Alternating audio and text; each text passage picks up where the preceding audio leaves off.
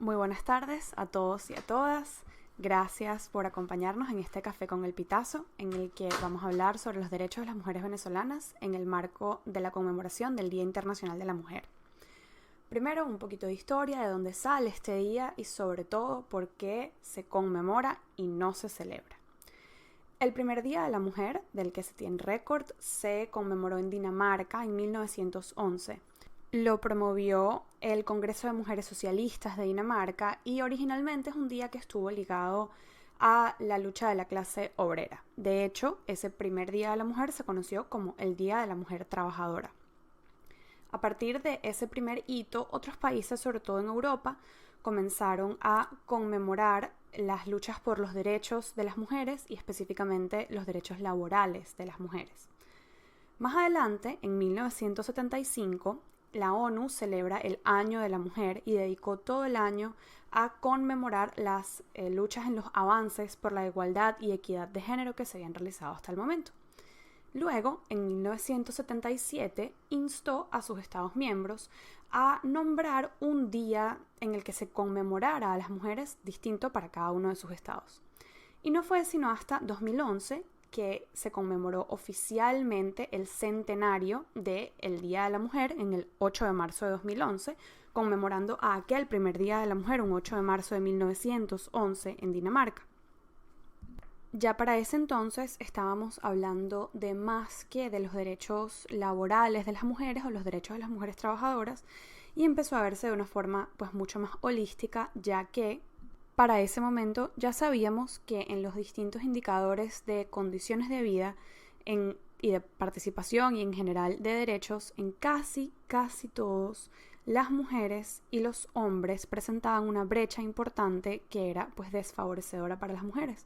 En otras palabras, alrededor del mundo y en diferentes aspectos, las mujeres nos encontrábamos peor que los hombres.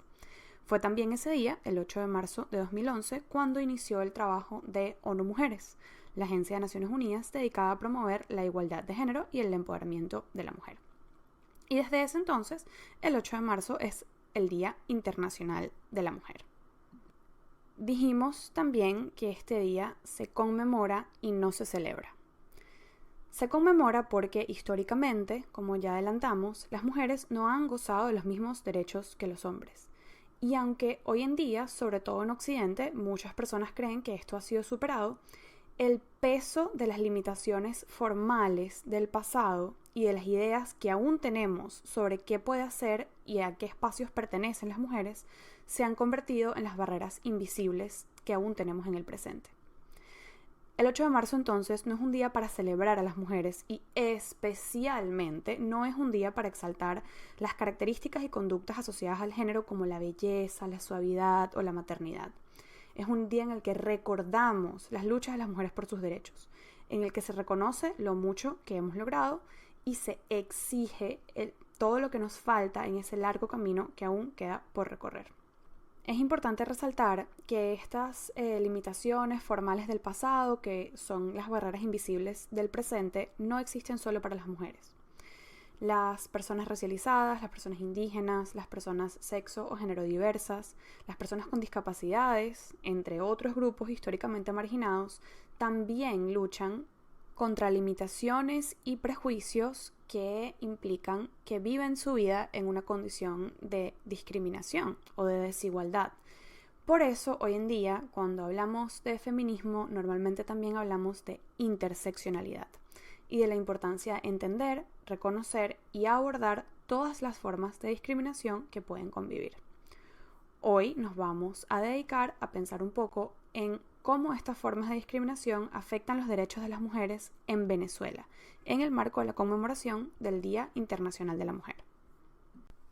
¿Cómo se ven específicamente los derechos de las mujeres en Venezuela? Bueno, Venezuela, como sabemos, atraviesa una emergencia humanitaria compleja y también una crisis política, económica y social que nos afecta a todas y a todos. A todos se nos va la luz, todos nos enfrentamos a un sistema de salud precario, a la crisis del sistema educativo, a precios elevadísimos, a fallas de abastecimiento, fallas de agua. Pero no nos afecta a todos por igual. La afectación diferenciada de género se trata de entender cómo ciertas cosas afectan de una forma diferente y con frecuencia agravada a las mujeres. Yo suelo usar un mismo ejemplo que resulta un poco gráfico, pero por lo mismo muy explicativo, que es el siguiente. Si se fue el agua, se fue el agua. Pero si se fue el agua y tienes la menstruación, el cuento es un poquito diferente. O si se fue el agua y la responsabilidad de cocinar o de lavar o de bañar a las personas que están bajo tu cuidado recae sobre ti, el cuento también es un poquito diferente. Y esto ya nos asoma al menos dos aspectos en los cuales hay una afectación diferenciada de género para las mujeres en la emergencia humanitaria: salud y cargas de cuidado. En Venezuela el 54% de los hogares son monomaternales. Eso quiere decir que la jefatura del hogar la ejerce una mujer sola. Las cargas de cuidado en muchísimas partes del mundo recaen desproporcionadamente sobre las mujeres. Y esto genera vulnerabilidades exacerbadas en contextos de crisis. Las mujeres son responsables por alimentar cuando la comida es cara y son las primeras en privarse de alimentos para privilegiar a las personas bajo su cuidado, sean niños, ancianos o personas enfermas. Las mujeres frecuentemente administran la economía del hogar y son las primeras en limitar su propio acceso a salud para garantizar que otras personas bajo su cuidado sí tengan acceso. Pero incluso cuando hay posibilidad de acceder, hay ciertos temas de salud que afligen específicamente a las mujeres, que se han visto especialmente afectados en la emergencia humanitaria compleja. Por ejemplo, el acceso a anticonceptivos o la posibilidad de financiar tratamientos de condiciones que afectan mayoritariamente a mujeres, como cáncer de mama o cáncer de cuello uterino. Otra cosa que aumenta en los contextos de crisis es la violencia, especialmente la violencia intrafamiliar o violencia doméstica. Más de la mitad de los agresores a mujeres son sus parejas o exparejas. Y estas formas de violencia son universalmente subreportadas.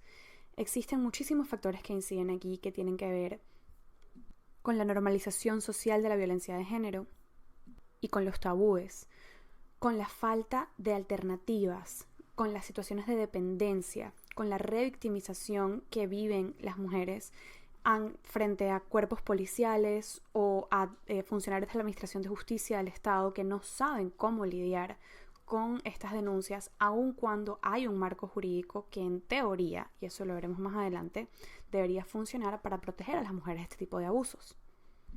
Vemos entonces cómo el que exista una crisis que nos afecte a todos y todas no quiere decir que nos afecte por igual. Y este es un elemento fundamental a tomar en cuenta cuando se considera la situación de los derechos de las mujeres venezolanas. Ahora, con el conocimiento sobre qué es y qué implica la afectación diferenciada, vamos a nombrar algunos de los derechos que se ven más gravemente afectados para las mujeres venezolanas en el marco de la emergencia humanitaria compleja. Pero lo primero que tenemos que decir sobre esto es que si hay algo que falta en Venezuela son cifras. El Estado venezolano tiene una política de opacidad que hace que conozcamos muy pocas cifras respecto a la gestión pública, respecto a los indicadores de condiciones de vida, mucho menos aún cifras desagregadas por género, raza, condición socioeconómica, discapacidad, cualquier cantidad de cruces en la información que se consideran mejores prácticas en el levantamiento de data a nivel internacional. El Estado venezolano no cumple con ellas. Uno de los ejemplos más críticos que podemos dar de esta falta de datos tiene que ver con los boletines epidemiológicos que solía publicar el Ministerio de la Salud. Este boletín se publicó por última vez en 2016 y en ese año mostró un aumento del 69,2% en la mortalidad materna durante el embarazo. Después de publicar esa gravísima cifra, no volvimos a conocer boletines epidemiológicos. En cifras de violencia contra la mujer, lo que conocemos hoy en día proviene de las declaraciones que dio el Estado y el informe que presentó ante el Comité para la Eliminación de todas las formas de discriminación contra la mujer, el Comité CEDAW, frente al cual se presentó el año pasado. Pero esas cifras no están disponibles públicamente en ninguna página web de un organismo público venezolano, No podemos acceder a ellos los ciudadanos y ciudadanas venezolanos. Lo que no se cuenta no existe y lo que no existe no se puede solucionar. Hacer políticas públicas con esta falta de data es sumamente difícil. Hacer contraloría con esta falta de data es sumamente difícil. Y por eso las organizaciones de la sociedad civil hacemos nuestro mejor esfuerzo por cerrar estas brechas con las muchas limitaciones que tenemos en nuestro funcionamiento y en el alcance de la data, que por supuesto debería ser como mínimo a nivel nacional. Una de las iniciativas más significativas que trata de cerrar estas brechas se conoce como Venezuela, HUM, y la alianza con ellas realizó en el año 2022 un análisis de género de la información que provee Venezuela de los datos de condiciones de vida y especialmente de afectación en el marco de la emergencia humanitaria. Estas son algunas de las cifras que conocemos gracias a esa investigación. Que el 45,2% de los hogares en Venezuela se encuentran en condición de inseguridad alimentaria y ya sabemos que más de la mitad de esos hogares son monomaternales. Sabemos también que el 86% de los hogares encuestados por Venezuela tenían un presupuesto familiar que era insuficiente para cubrir con los requisitos alimentarios de su familia. Y sabemos también que las primeras en restringir su consumo para privilegiar el de su familia, especialmente de proteínas, son las madres y abuelas que ejercen la jefatura familiar. Esta precariedad deja a las jefas del hogar especialmente vulnerables a violencias como el sexo transaccional o incluso a las herramientas de control social, como por ejemplo el CLAP. La Fundación contra el Cáncer de Mama, Funcamama, estima que apenas el 6% de las mujeres venezolanas entre 35 y 75 años puede costear una mamografía anual como es recomendado. El resto de ellas debe acudir al sistema público, que tiene capacidad para atender apenas al 0.5% de la población que le requiere. Sabemos también que en Venezuela el aborto está penado por ley y solo en una de las 3 causales humanitarias, es decir, cuando hay peligro para la vida de la madre, se puede considerar un aborto terapéutico, pero no en caso de violación, incesto o incompatibilidad del feto con la vida, como recomiendan los estándares internacionales. Y en este escenario, los índices de embarazo adolescente crecen. También sabemos, gracias al Observatorio Digital de Femicidios de CEPAS, que en la primera semana de febrero se registró una acción femicida en nuestro país cada 14 horas. Hace un año hablábamos de una acción femicida cada 23 horas. La violencia de género, y no nos sorprende a quienes estudiamos este fenómeno, va en aumento. La última de las cifras que le quiero compartir es sobre nuestro fenómeno más nuevo. Venezuela tiene hoy, según la Fundación Walk Free, el mayor índice de esclavitud moderna en la región, gracias a las redes de trata de personas con fines de explotación sexual que se aprovechan de las personas migrantes venezolanas. Las mujeres tienen 3 veces mayores probabilidades de ser víctimas de trata con fines de explotación sexual que los hombres. Durante la introducción comentaba que las limitaciones formales que alguna vez existieron para la participación y la igualdad de las mujeres hoy en día se han convertido en barreras invisibles, pero igual de existentes, que se configuran en un sistema de discriminación e impiden la participación en condiciones de igualdad de las mujeres. Y una de las esferas en las que más claramente se ve esto es la esfera política y pública. Una de las brechas de las consecuencias y desigualdades de las mujeres, de su vulnerabilidad exacerbada, especialmente en el marco de la emergencia humanitaria, es la menor representación en los espacios de toma de decisiones, léase en el poder. Y les ofrezco un ejemplo. En el 2021 elegimos apenas a un 9% de gobernadoras y a un 19% de alcaldesas, es decir, apenas 9% de los estados del país y 19% de las alcaldías están lideradas por mujeres. Estas cifras aumentan en una suerte de figura piramidal en la medida en la que más bajos, es decir, de menos poder, son los cargos. Por eso es muy común ver muchas lideresas de organizaciones de base, pero muy pocas mujeres en la alta política. A esto lo llamamos la masculinización del liderazgo. Pero lo más grave de todo es que estas cifras están disminuyendo. Si comparamos, por ejemplo, la elección de 2021 con la de 2017, podemos ver que en 2017 habíamos elegido a un 22% de gobernadoras y 23% de alcaldesas. ¿Y qué explica entonces este retroceso que al parecer estamos viendo con la presencia de mujeres en los espacios de toma de decisión? Pues podemos ofrecer al menos 3 ideas. Y es que el cierre del espacio cívico, la persecución y la violencia política también tienen una dimensión de afectación diferenciada de género. Hacer vida política y pública se ha hecho más difícil en Venezuela, especialmente, por supuesto, para las personas que se consideran opositoras o que son percibidas como tales. Pero las organizaciones que se dedican a los derechos de las mujeres en este sentido salen peor paradas. Y no solo las organizaciones, sino lo más importante, las poblaciones que esas organizaciones atienden. En momentos de crisis, los temas de derechos de las mujeres se consideran poco urgentes, se piensa que se pueden resolver después.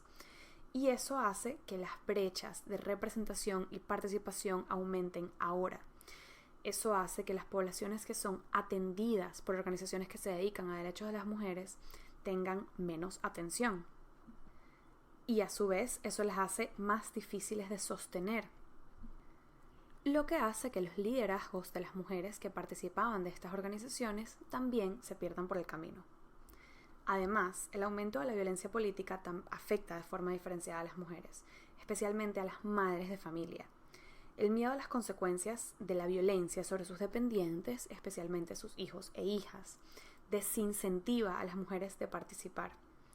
Entre menos mujeres hay en espacios de toma de decisión, menos se consideran sus perspectivas en la creación de soluciones para los problemas que son propios de ellas. Y más aumentan las brechas de representación y participación que son a la vez causa y consecuencia de la afectación diferenciada que tienen las situaciones de crisis en las mujeres y de la discriminación histórica de la que hemos sido víctimas. El único nombre que puedo darle a esta última sección de contenido que compartiré con ustedes antes de que pasemos a la parte de preguntas y respuestas es El gobierno nos debe. Y este es el nombre de una campaña, una iniciativa de denuncia que lanzó la organización Las Comadres Púrpura en 2023 para conmemorar precisamente el 8 de marzo. Muchas de las falencias, de las discriminaciones de las que hemos hablado el día de hoy, tienen raíces sociales profundas que en mucho trascienden al Estado venezolano, y las transformaciones que son necesarias para sobreponerse a ellas tienen que darse en cada uno y cada una de nosotras para lograr una sociedad más justa, menos tolerante de la violencia, de los estereotipos de género. Aún así, es mucho lo que el gobierno nos debe. Es mucho lo que tenemos las mujeres venezolanas por reclamarle al Estado, lo que podría y debería estar haciendo por nosotras, que no hace, lo que nos debe a las mujeres venezolanas. Nos debe la verdad. El gobierno tiene una retórica importante de tener más mujeres en su gabinete de lo que ha habido históricamente, en general de ser un gobierno feminista, de tener iniciativas por los derechos de las mujeres. Pero estas no pasan de la palabra. Las leyes que solo se escriben pero no son ejecutadas no sirven. Las iniciativas que no se aplican no mejoran nuestra situación de derechos. La Ley Orgánica por el Derecho de las Mujeres a una vida libre de violencia, que es ciertamente una ley avanzada en materia de combatir la violencia contra la mujer, no sirve de nada si no se crean y se dotan casas de abrigo que permitan que las víctimas de violencia puedan separarse de sus agresores. No sirve de nada si los funcionarios de los cuerpos de seguridad del Estado y de la Administración de Justicia no conocen esta ley, sino que más bien revictimizan a las pocas personas que se atreven a denunciar. Si les recomiendan incluso que vuelvan con sus agresores, que se devuelvan para su casa si no las protegen. El Plan Nacional contra la Trata de Personas no sirve de nada si no se ejecuta de forma coordinada con otros gobiernos de la región, donde operan las redes de trata de personas. Y si las mujeres migrantes venezolanas no tienen acceso a la protección a través de las sedes consulares. La verdad que nos deben está en las cifras que no sabemos si levantan o no levantan porque de repente aparecen cuando se las comparten organismos internacionales, pero a la que las mujeres venezolanas, el público venezolano, no tenemos acceso. Y en otras ocasiones lo que nos deben es incluso la ley. Ni siquiera está todavía el papel escrito que garantice el acceso a la salud sexual y reproductiva, que garantice el acceso al aborto terapéutico en las causales humanitarias, que exija la paridad a los partidos políticos en la postulación a espacios de poder, incluso dentro de sus mismas estructuras. Tampoco tenemos planes de acción humanitaria con enfoque diferenciado de género, que reconozcan y atiendan las vulnerabilidades exacerbadas que viven las mujeres venezolanas en el marco de la emergencia humanitaria compleja.